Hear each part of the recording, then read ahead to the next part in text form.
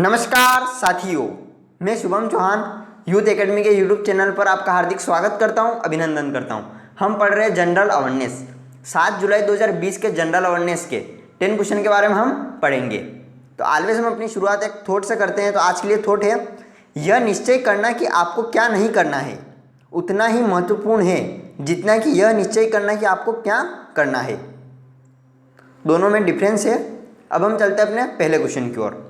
तो हमारा पहला क्वेश्चन है, उर्जित पटेल जुलाई 2020 में overdraft saving the Indian saver नामक पुस्तक का विमोचन करेंगे।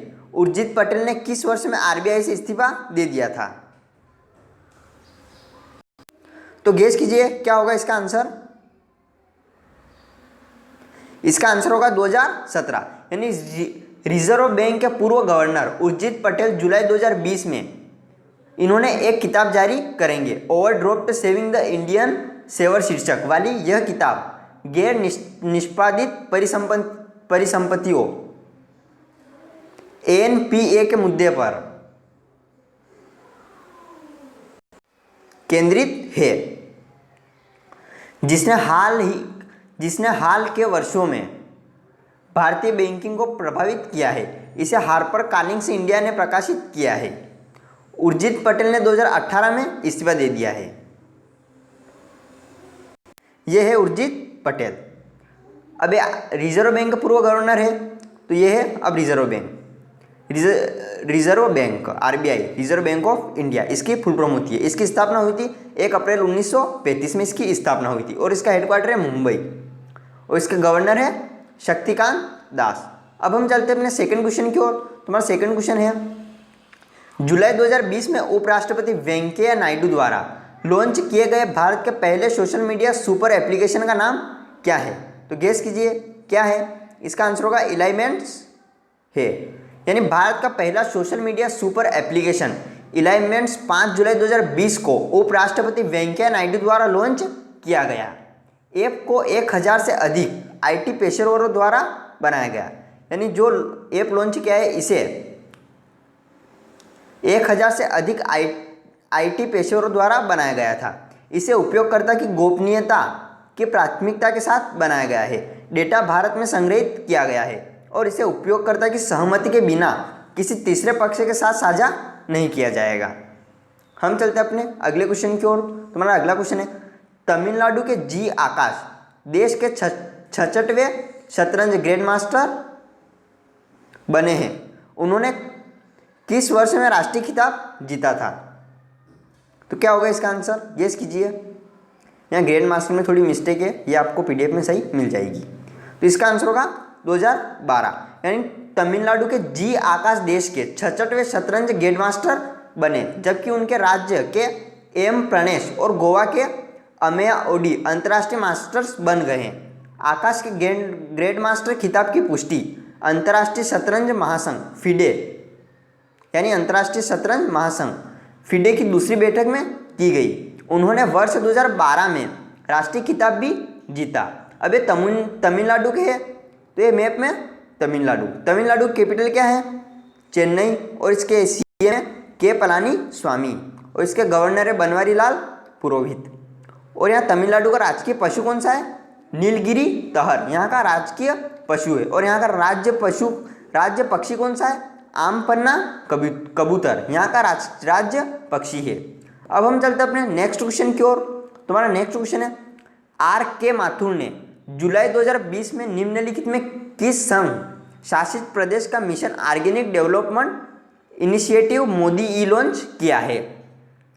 तो किसने किया है? ये किया है लद्दाख के, यानी ये केंद्र शासित प्रदेश है लद्दाख के उपराज्यपाल आर के माथुर ने राजनिवास लद्दाख में लद्दाख और लद्दाख ग्रीन हाउस प्रोजेक्ट के मिशन ऑर्गेनिक डेवलपमेंट इनिशिएट यानी मोदी को ई लॉन्च किया।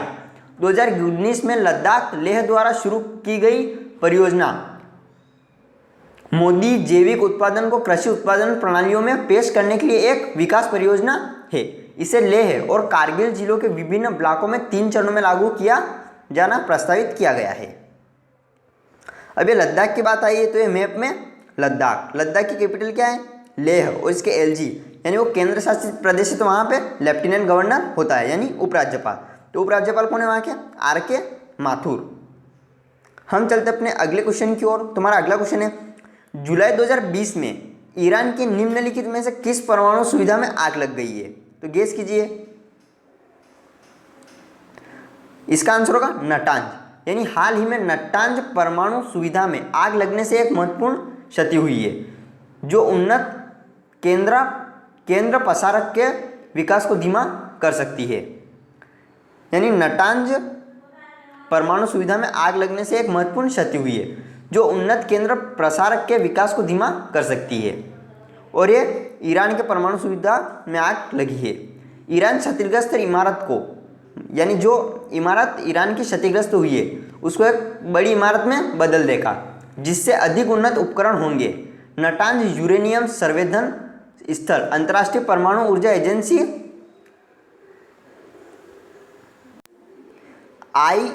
IAEA के निरीक्षक द्वारा देखभाल की जाने वाली कई ईरानी सुविधाओं में से एक है। अभी ईरान के परमाणु सुविधा में आग लगी है तो ये मैप में ईरान की कैपिटल क्या है? तेहरान, और इसकी करेंसी है ईरानी रियाल, और इसके प्रेसिडेंट है हुस्न रूहाई, इसके प्रेसिडेंट है। हम चलते हैं अगले नेक्स्ट क्वेश्चन की ओर। तुम्हारा नेक्स्ट क्वेश्चन है, वर्ष 2020 के लिए नवीनतम सतत विकास सूचकांक SDG में बांग्लादेश की रैंक क्या है? तो 109। यानी बांग्लादेश वर्ष 2020 के लिए नवीनतम सतत विकास सूचकांक SDG में 7वें स्थान पर ऊपर चला गया है। यानी उन 166 देशों में जिनके लिए SDG सूचकांक तैयार किया गया था, बांग्लादेश वर्ष 2019 में 116वें स्थान की तुलना में 190वें स्थान पर है और जो स्वीडन है उसको सबसे ऊपर रखा गया है। अब यहाँ पर बांग्लादेश के बारे में है तो ये मैप में बांग्लादेश की कैपिटल है ढाका, और इसकी करेंसी है टका, और इसके प्रेसिडेंट है अब्दुल हामिद, और इसके PM है शेख हसीना। और अब बांग्लादेश का राष्ट्रीय खेल कौन सा है? वहाँ का राष्ट्रीय खेल है कबड्डी। हम चलते हैं अपने नेक्स्ट क्वेश्चन की ओर। तुम्हारा नेक्स्ट क्वेश्चन है, जुलाई 2020 में FIH अधिकारी सीमित द्वारा तकनीकी अधिकारी एडवांसमेंट पैनल पर किसे पदोन्नत किया गया है? तो किसे किया गया है? विश्वरंजन सारंगी, यानी ओडिशा के विश्वरंजन सारंगी को तकनीकी अधिकारी एडवांस पैनल में FIH अधिकारी सीमित द्वारा पदोन्नत किया गया है। अंतर्राष्ट्रीय हॉकी महासंघ यानी FIH द्वारा उनकी पहली अंतर्राष्ट्रीय नियुक्ति अगस्त 2018 में हुई थी। उन्हें अंतर्राष्ट्रीय तकनीकी अधिकारी के रूप में पदोन्नत किया गया था और ये ओडिशा से इंटरनेशनल हॉकी फेडरेशन यानी FIH अधिकारी के रूप में पदोन्नत होने वाले पहले अधिकारी बने हैं। ये है विश्वरंजन सारंगी। अब यहाँ पे FIH यानी इंटरनेशनल हॉकी फेडरेशन, इसकी बात आई है तो इसकी फुल फॉर्म होती है इंटरनेशनल हॉकी फेडरेशन, और यहाँ इसकी स्थापना हुई थी 1924 को, और इसका हेडक्वार्टर है लाजेन, और ये कहाँ आता है? स्विट्जरलैंड में, और इसके प्रेसिडेंट है नरिंदर बत्रा, और इसके CEO कौन है? CEO इसके थियरी वेल, इसके CEO है। हम चलते हैं अगले नेक्स्ट क्वेश्चन की ओर।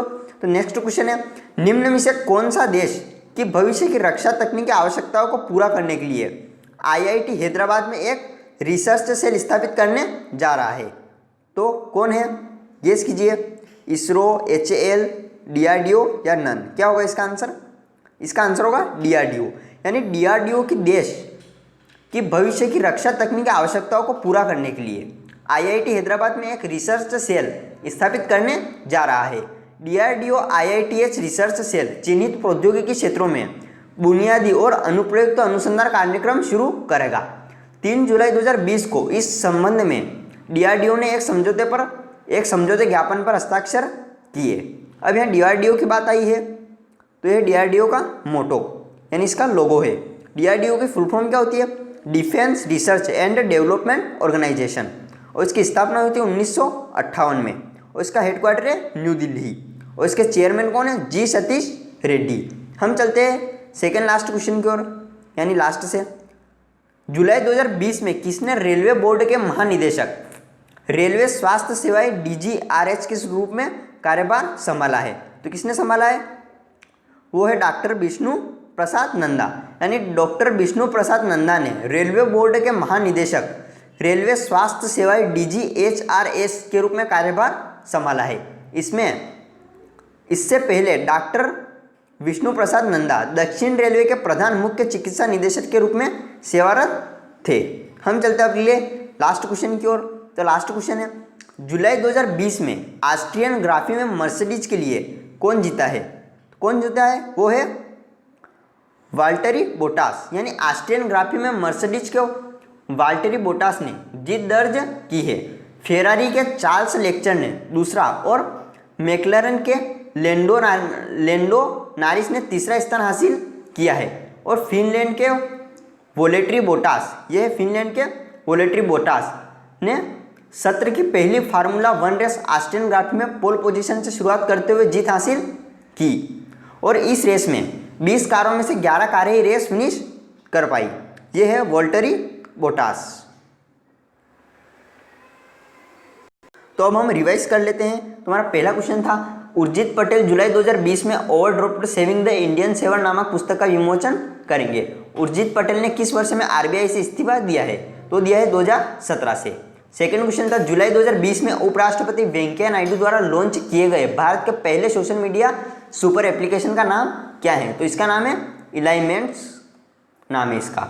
और तीसरा क्वेश्चन था, तमिलनाडु के जी आकाश देश के 66वें शतरंज ग्रैंड मास्टर बने, उन्होंने किस वर्ष में राष्ट्रीय खिताब जीता था? तो 2012 में। और चौथा क्वेश्चन था, RK माथुर ने जुलाई 2020 में निम्नलिखित में किस संघ शासित प्रदेश का mission organic development initiative Modi launch किया है? तो ये क्या है? लद्दाख ने। और पांचवा क्वेश्चन था, जुलाई 2020 में ईरान की निम्नलिखित में से किस परमाणु सुविधा में आग लग गई है? तो नटांज परमाणु सुविधा में आग लग गई है, वो है ईरान में। वर्ष 2020 के लिए नवीनतम सशक्त विकास सूचकांक SDG में बांग्लादेश की रैंक क्या है? तो बांग्लादेश 190 नंबर पे है। और सातवां है, जुलाई 2020 में FIH अधिकारी समिति द्वारा तकनीकी अधिकारी एडवांसमेंट पैनल पर किसे पदोन्नत किया गया है? तो विश्वरंजन सारंगी। और आठवां क्वेश्चन था, निम्न में से कौन सा देश की भविष्य की रक्षा तकनीकी आवश्यकताओं को पूरा करने के लिए IIT हैदराबाद में एक रिसर्च सेल स्थापित करने जा रहा है? तो DRDO, defence research and development organisation. और नौवां क्वेश्चन था, जुलाई 2020 में किसने रेलवे बोर्ड के महानिदेशक रेलवे स्वास्थ्य सेवाएं DGRHS के रूप में कार्यभार संभाला है? तो डॉक्टर विष्णु प्रसाद नंदा। और 10वां क्वेश्चन जो है आपको दिख रहा है, जुलाई 2020 में ऑस्ट्रियन ग्राफी में मर्सिडीज के लिए कौन जीता है? तो ये वाल्टेरी बोटास जो आपको दिख रहे हैं। Okay, thanks so much for watching my video. अगर आपको ये वीडियो पसंद आया है तो इसे लाइक शेयर सब्सक्राइब करना ना भूलें और अपने सजेशन कमेंट बॉक्स में रखें। Okay, thanks so much.